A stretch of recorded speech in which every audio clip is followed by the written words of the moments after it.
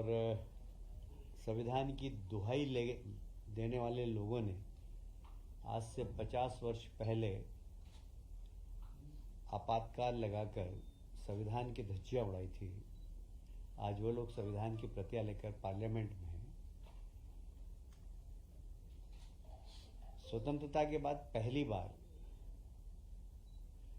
सारे देश को जेल बनाने वाले लोग आज संविधान की प्रतियां लेकर चल रहे हैं।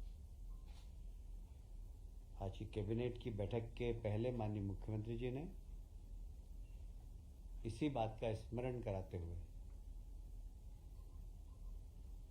ये सब लोग जो संविधान का राजनीतिक उपयोग कर रहे हैं उनकी निंदा की है। और जिन लोगों ने आपातकाल लगाया था उस आपातकाल के कारण कई लोग एक तरीके से बर्बाद हो गए, जिनको कि मैं भी प्रत्यक्ष रूप से जानता हूं, मोहन जी भी प्रत्यक्ष रूप से जानते हैं कि उनके परिवार के लोग जेल में चले गए, बिजनेस खत्म हो गए, किसी की माता जी का निधन हो गया, किसी के पिताजी का निधन हो गया, वो अपने कंधा नहीं दे पाए। वो ऐसी परिस्थिति में उन सब के प्रति माननीय मुख्यमंत्री जी ने सहानुभूति प्रकट की है और आपातकाल लगाने वालों की निंदा की है।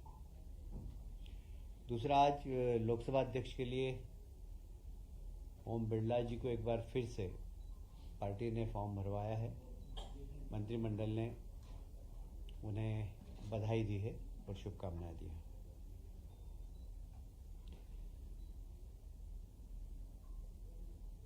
जेल सुधार गृह है वो, उसमें और कैसे सुविधाएं बढ़ाई जाए और वहाँ रहने वाले बंदियों को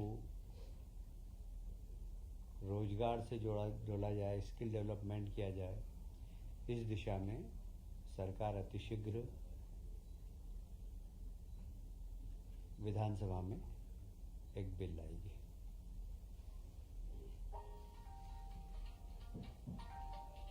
एक बहुत ही महत्वपूर्ण निर्णय हुआ है जिसमें हमारे एग्रीकल्चर से पास आउट नौजवानों को रोजगार भी मिलेगा।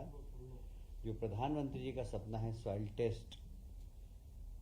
टेस्ट के लिए भारत सरकार ने सभी ब्लॉक्स में भवन भी बना दिए, पर अब भी व्यवस्थित सॉइल टेस्ट हो, इसके लिए आज के मंत्रिमंडल में निर्णय लिया गया कि हम कुछ कृषि से संबंधित सहकारी संस्थाएं व एग्रीकल्चर पास आउट नौजवान अब वहां पर सॉइल टेस्ट कर सकेंगे।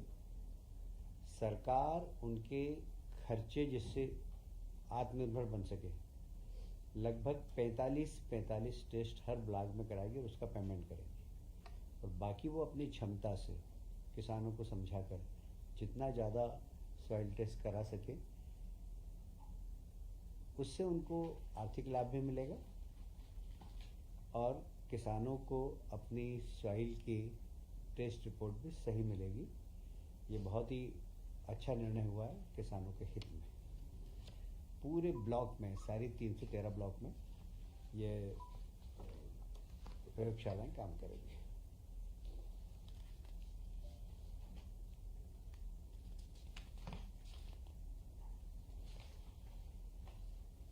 अभी तक वृक्षारोपण के लिए CSR के माध्यम से 10 हेक्टेयर जमीन पर ही CSR के माध्यम से पेड़ लगाए जा सकते थे, जिससे कई छोटे दानदाता उसे चूक जाते थे। अब 10 हेक्टेयर की जो सीमा थी उसको समाप्त कर दिया और कोई अगर 1 हेक्टेयर 2 हेक्टेयर में भी प्लांटेशन करना चाहे अपने CSR के माध्यम से तो कर सकेगा। आज मंत्रिमंडल ने निर्णय लिया है।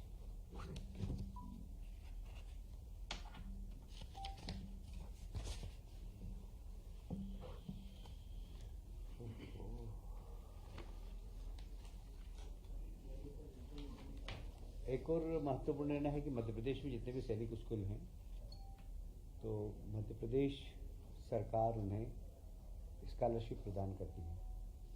पर कई बार चयन में मध्य प्रदेश के विद्यार्थी मध्य प्रदेश के बाहर सैनिक स्कूल में प्रवेश पाते हैं तो उन्हें इस सुविधा का लाभ नहीं मिलता था। आज मंत्रिमंडल ने निर्णय लिया है कि ऐसे मध्य प्रदेश के चयनित सैनिक स्कूल के विद्यार्थी जो मध्य प्रदेश के बाहर पढ़ रहे हैं उन्हें भी मध्य प्रदेश की सरकार स्कॉलरशिप प्रदान करेगी।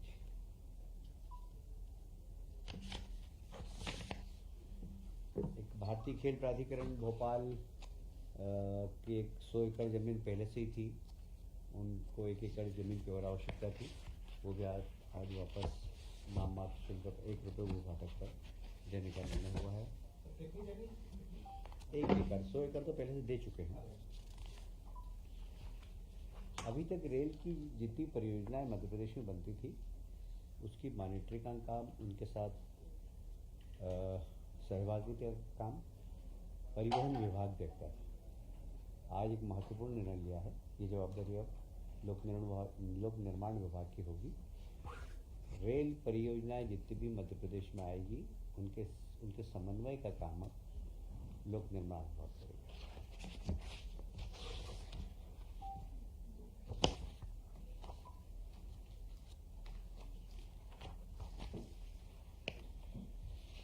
आज एक और माननीय मुख्यमंत्री जी ने महत्वपूर्ण निर्णय लिया है कि हमारे मध्य प्रदेश के कई लोग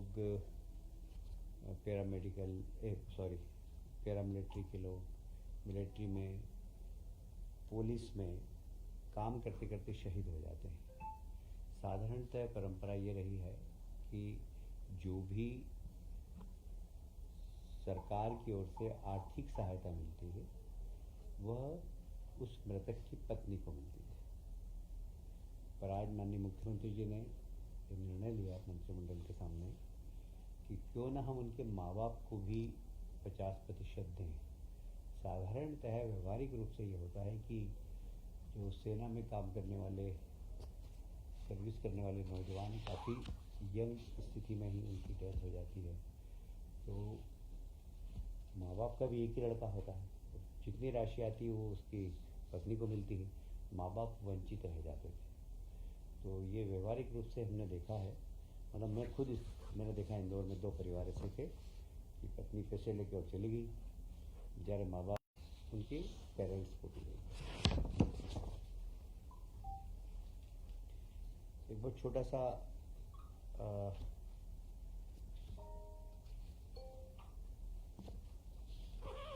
भारतीय चुनाव आयोग ने जब चुनाव के पहले चुनाव प्रचार समाप्त हो जाता है 48 घंटे तक, तो साधारणतः राजनीतिक दलों को विज्ञापन देने की,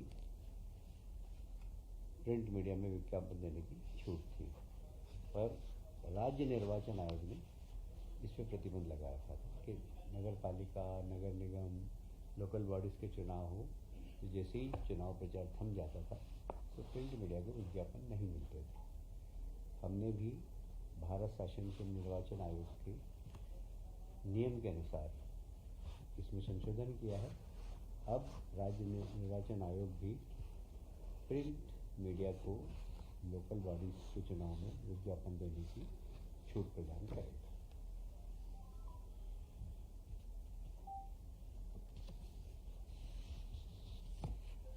पहले चुनाव डायरेक्ट होते थे नगर पालिका, नगर पंचायत के।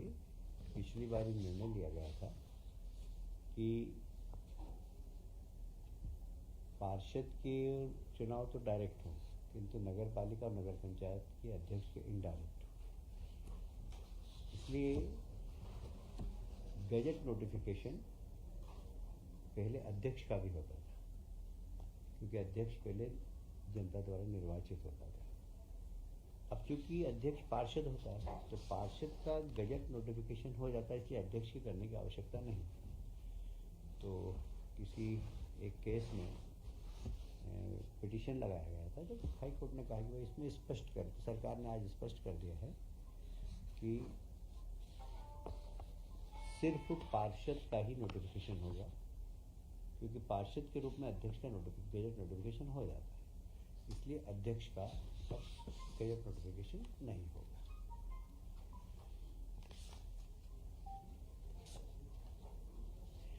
आज एक और महत्वपूर्ण निर्णय लिया। आज हमारे यशस्वी मुख्यमंत्री डॉक्टर मोहन यादव जी ने मंत्रिमंडल के सामने एक सुझाव दिया कि जो मंत्रिमंडल के सदस्यों को वेतन भत्ता मिलता है उस पे लगने वाला इनकम टैक्स राज्य सरकार भरती थी। माननीय मुख्यमंत्री जी ने प्रस्ताव रखा सभी मंत्रियों के समक्ष कि यह अधिनियम के माध्यम से राज्य सरकार मंत्रियों के भत्ते पर लगने वाला इनकम टैक्स राज्य सरकार भरे। आज मंत्रिमंडल ने निर्णय लिया कि इस अधिनियम की कंडिका को हम समाप्त कर देंगे और सारे मंत्रीगण जो मिलने वाला भत्ता है उसका इनकम टैक्स स्वयं भरेंगे। Thank you. सबको जरा कुछ